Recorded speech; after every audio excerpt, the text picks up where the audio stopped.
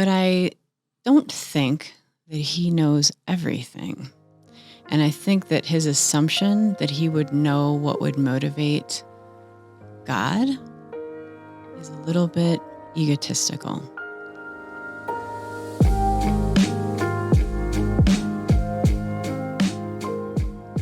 Welcome to The Well, where we talk about life and death and everything in between. My name is Pastor Carrie, and my favorite road sign is Wrong Way. My name is Pastor Tim, and my favorite tree is a sugar maple.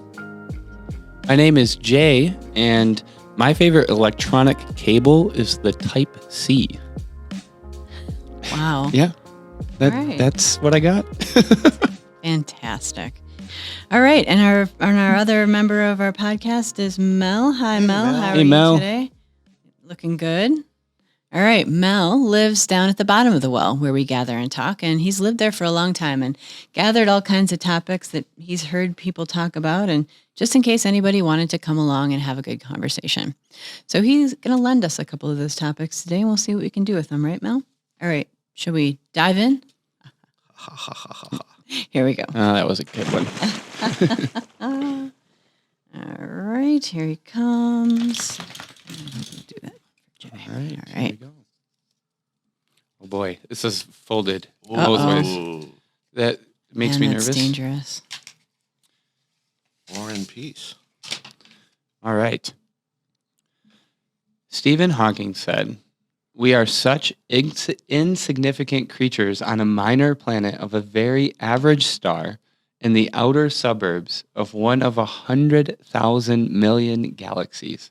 His conclusion: "So is it difficult to believe in a God that would care about us or even notice our existence?"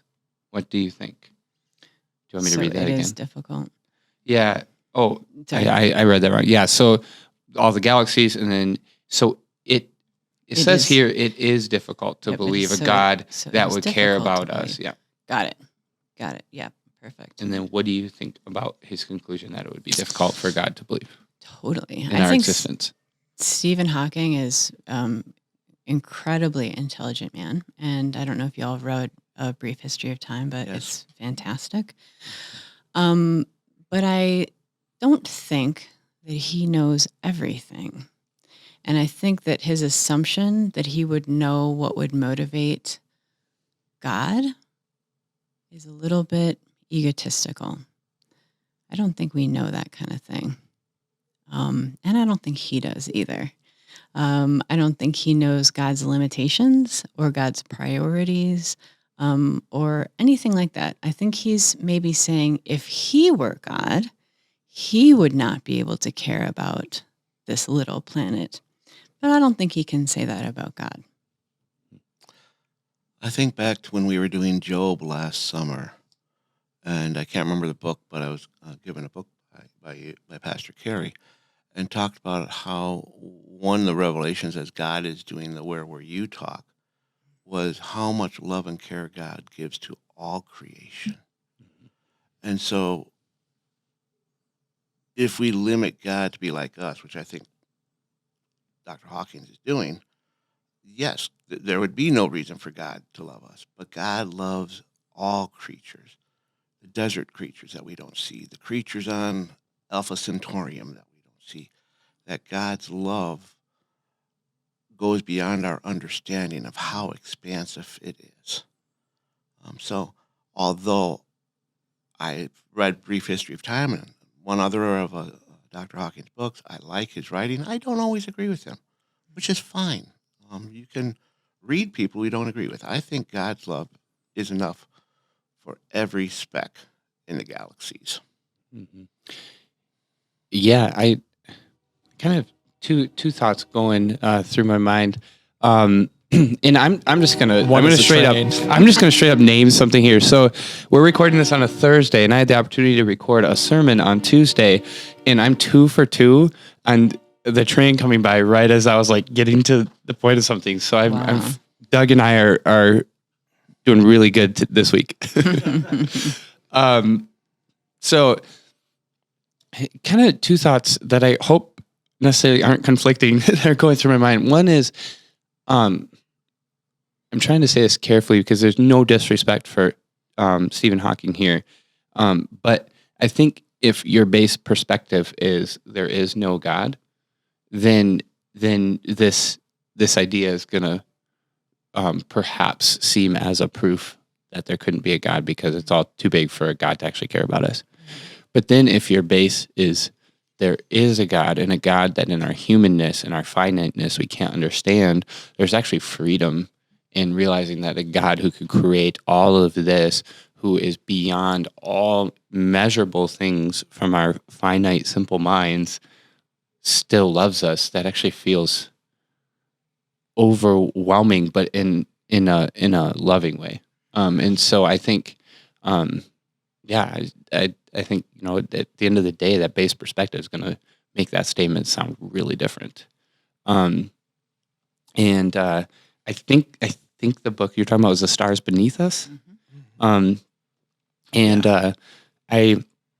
to be careful because later on in this episode, my God moment's going to tie actually to what I've been thinking about with this answer. But the opportunity to be in basically the middle of nowhere, state of Washington recently, and where I was in the Cascade Mountains, there was like zero light pollution, and one of the nights the skies were clear, and I don't know if I've ever seen that many stars, and just the idea that in that moment that felt so big, and like actually like it almost the stars for whatever moment where I was at in my life, the stars felt like a hug from God.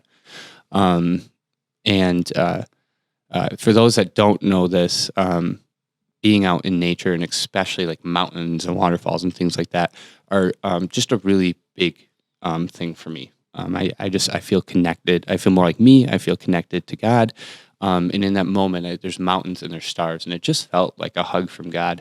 And I was recently texting somebody that said there was a reminder that like, because a few of us experienced that, and it was a reminder that like when we look up now, even if we don't see as many stars, they're the same stars.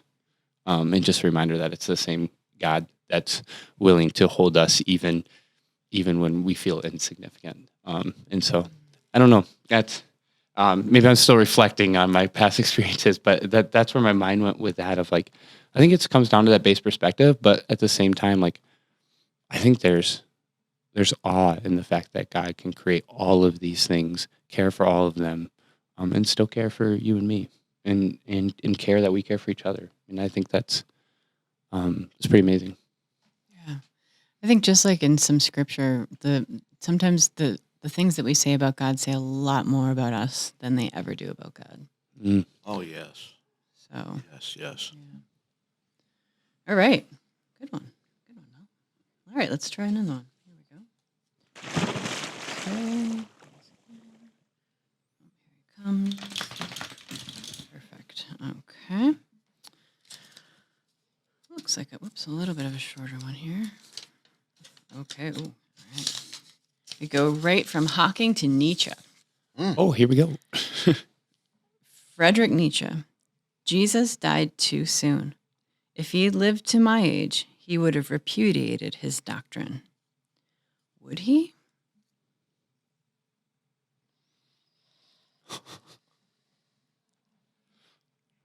That's pretty arrogant of you, Freddie.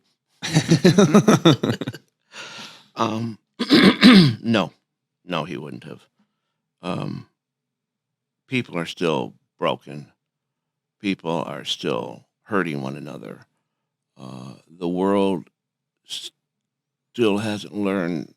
People of the world still haven't learned how to care for one another in creation. And Jesus came to bring hope in that brokenness, bring hope in the hurt that we have and that we bring, and to show us how to love one another.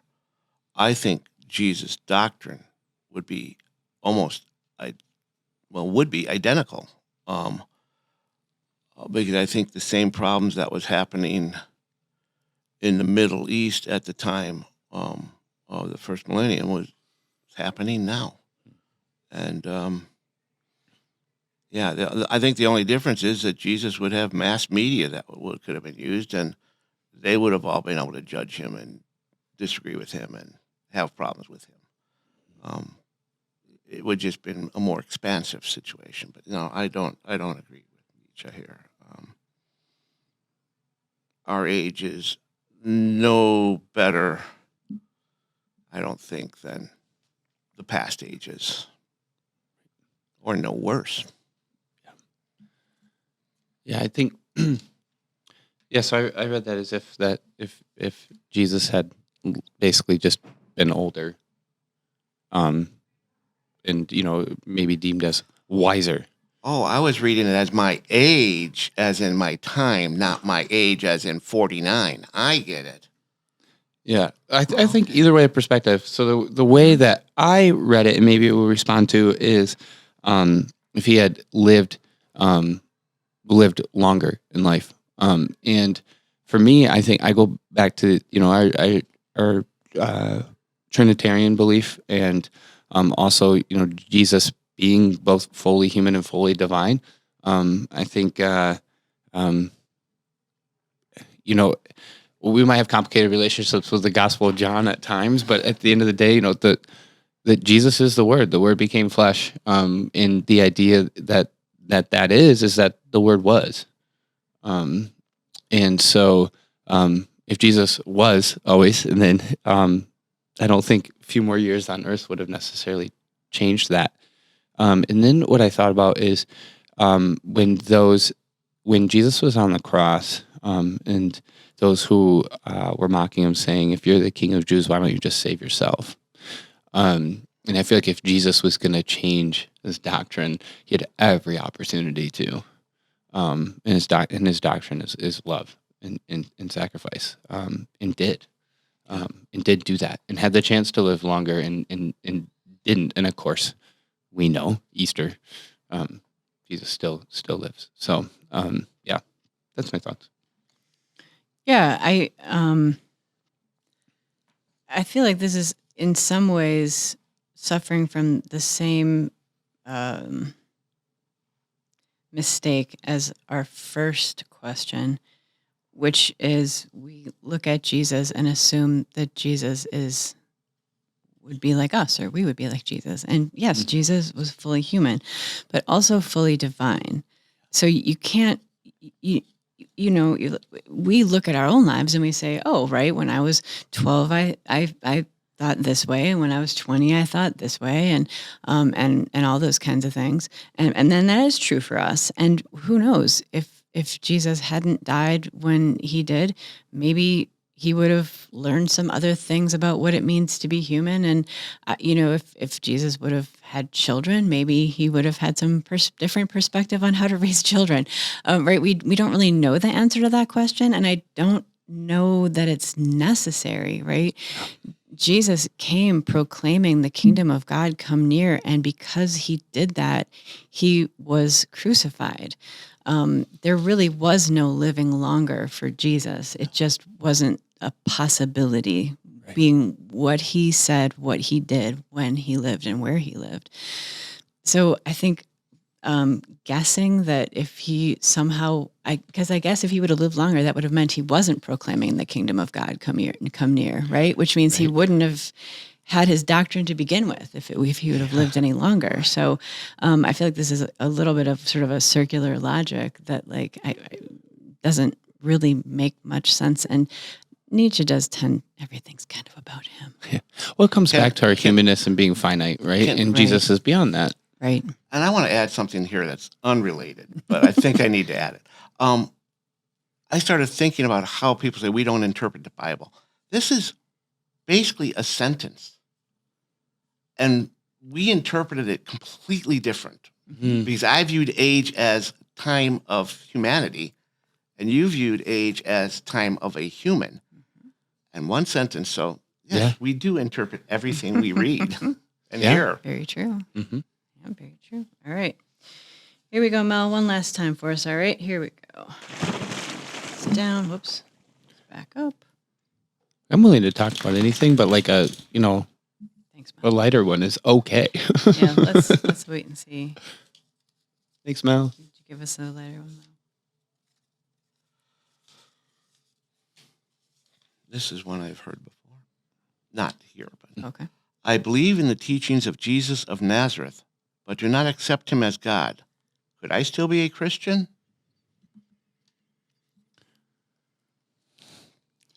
Can I Yay, defer to Jay, one of it's you that to one start, first. please? I feel like this is one of those moments where I really am allowed to be like, you have more education. Can you start? I have thoughts, but What do you think, Pastor Tim? You want to start? You want me to? I can. Yeah, you're. Yeah, you guys can.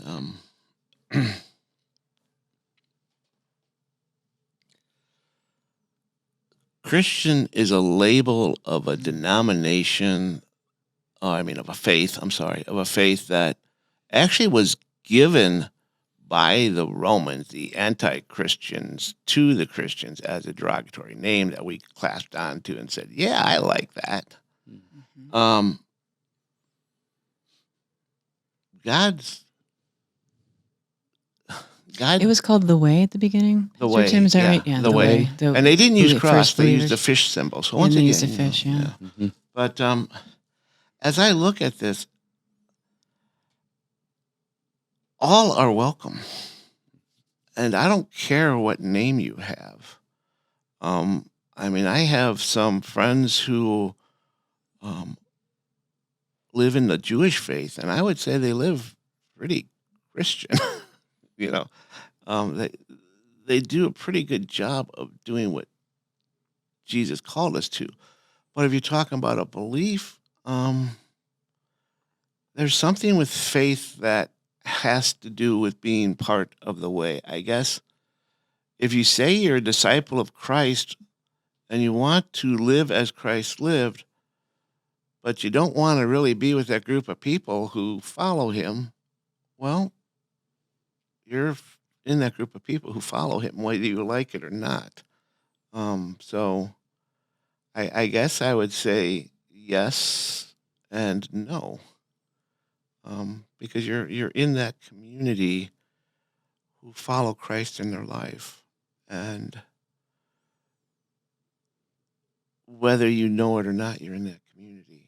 And the problem with the community that is Christian is it's really messed up. The group of people who take somebody like me and say you are a leader, and when I look at myself, I say, "Are you serious?" But there are gifts that we have. But the whole thing is that our human condition, we're broken, we have trouble, and yes, being Christian is difficult. I think it's what Gandhi said, I love Christ, I just can't stand his followers, or some of his followers. I'm very much paraphrasing. You will look it up and find it completely different. But the idea is he loves what Christ taught. He does not love how the church lives it out. And that's true in many occasions. That's why we need grace. Yeah, I think that there's a lot of emphasis in this question on us doing something. Mm. And I think the way we feel about our faith is it's God who does something, right? Yeah, Not yeah. us. In our baptism, we don't promise God something, right? I mean, our parents might say that, make a couple of promises to the community as they bring their children to the font, but actual baptism, we're not required to do anything, right? We're not required to earn it by some type of belief. So I would go back to my three-legged stool, that, right, your faith is belief, belonging, and behavior. Yes. And no one of those things is more important than the others. And doubt is the other side of faith. Faith and doubt are just the same thing, just expressed a little bit differently. So, I think we tend to take belief as something absolute, like I believe this 100% right now and always. And I don't think the humans actually work that way. So we tend to punish ourselves when we feel like we don't have the right kinds of beliefs or we can't sustain them over time, or sometimes we doubt them. When in reality, it isn't we don't have to stand alone on our beliefs, right? We have, first of all, the love of God, and that's not something we do. It's a gift. It's a free gift that everyone has, and then we just have some choices on how to respond to it. So, yeah. Speaking of grace and gift, I just want to thank each of you for allowing me to push that over to you all for a minute there. It's just one of those big questions that sometimes I'm like, Pastor. But for me, and, now that I did do that, I do want to, answer honestly too.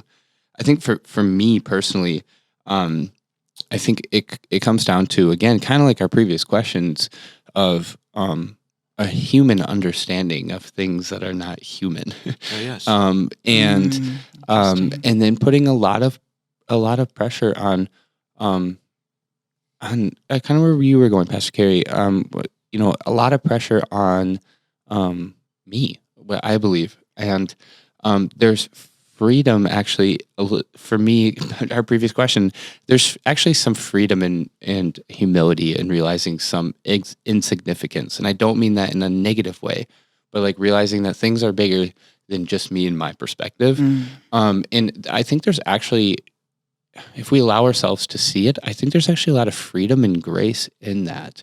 That my sole idea, if Jesus was exactly this way or not, is not actually what saves me. It's God.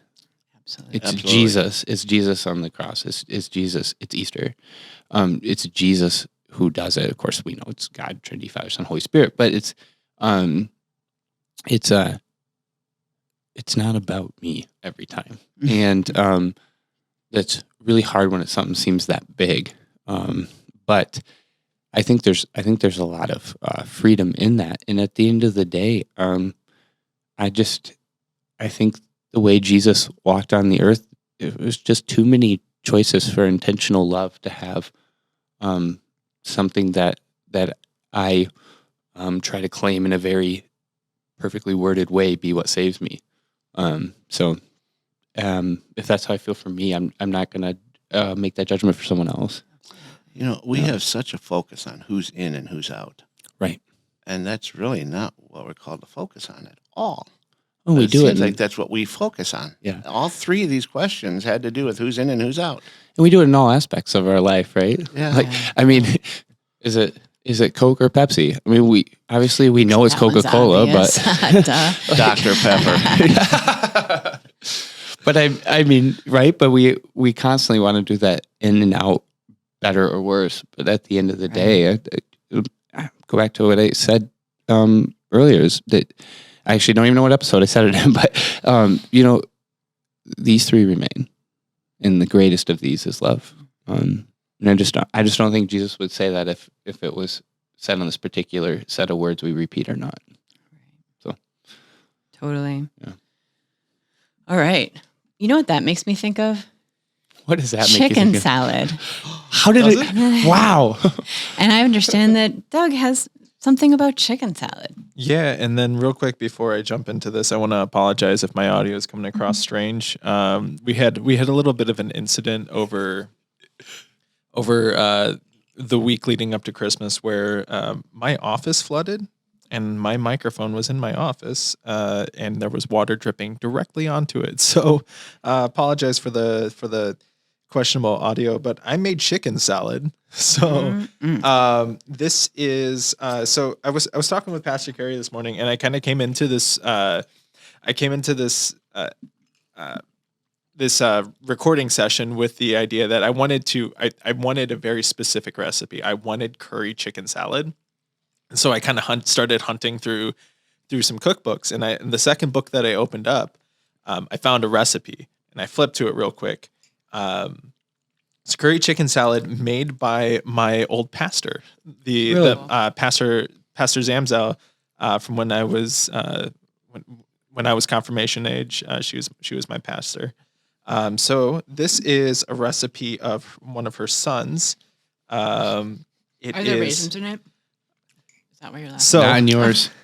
Oh, I made two batches. Oh, you. I made one with raisins and one without because I know Oh. Pastor Carey despises raisins.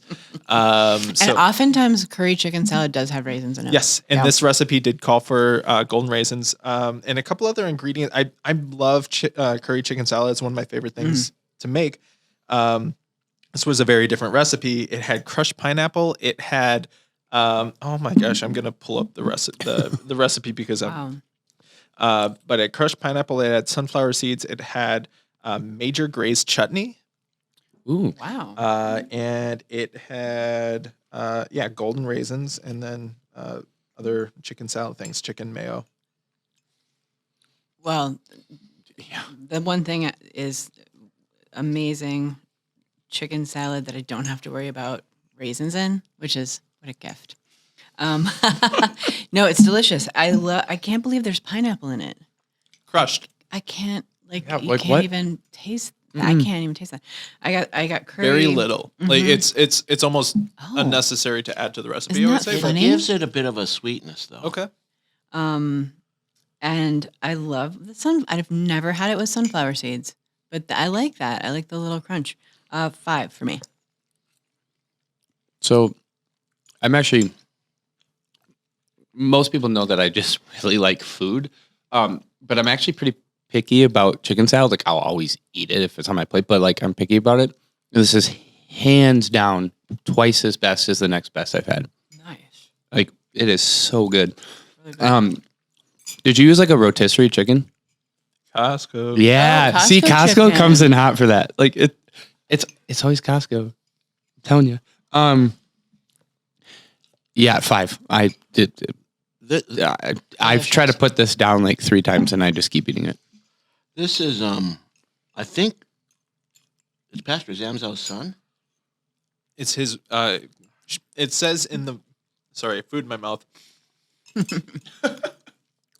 It says, "Received this recipe from my son, and I've loved it ever since."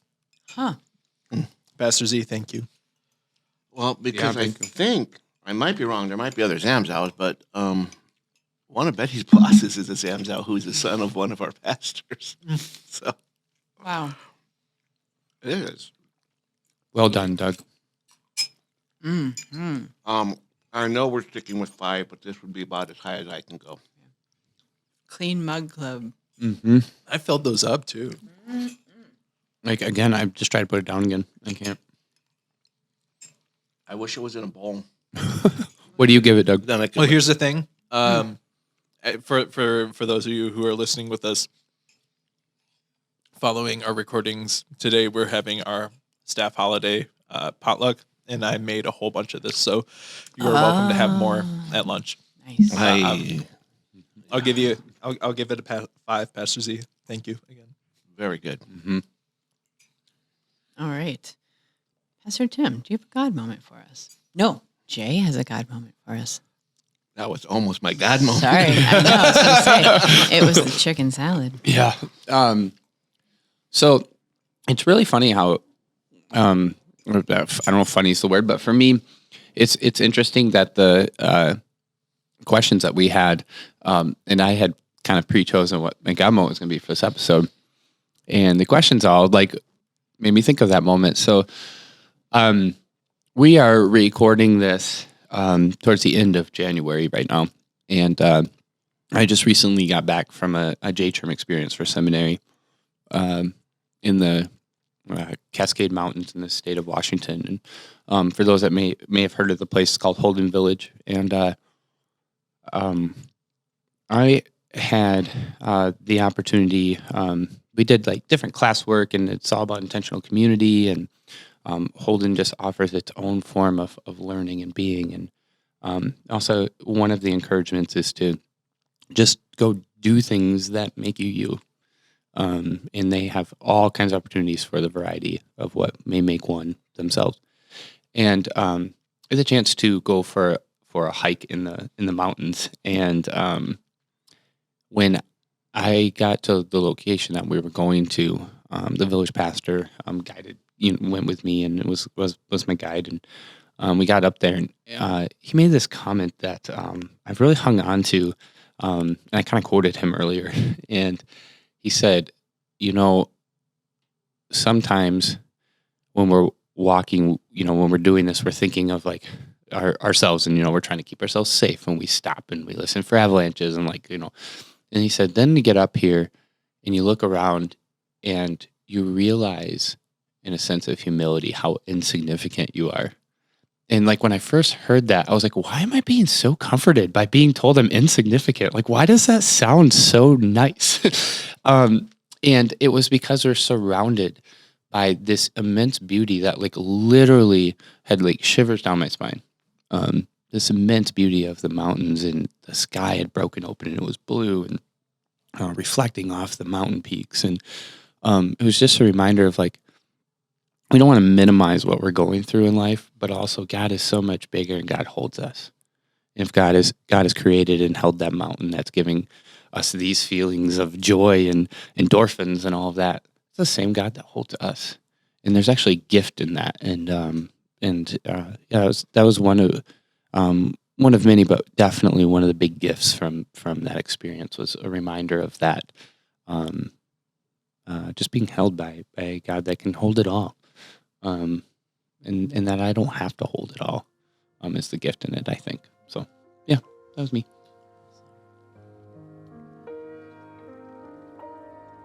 Thank you for journeying to the well with us. May God's peace go with you. The Well is a podcast of St. Luke's ELCA in Middleton, Wisconsin. You can follow for new episodes airing every other Thursday on St. Luke's website, YouTube, or wherever you get your podcasts. If you would like to drop a question in The Well, you can dive over to stlukes-elca.org/thewell and submit your questions there. The Well is sponsored by the St. Luke's Foundation. The foundation is dedicated to leaving a legacy for future generations. You can learn more by heading to stlukes-elca.org/foundation.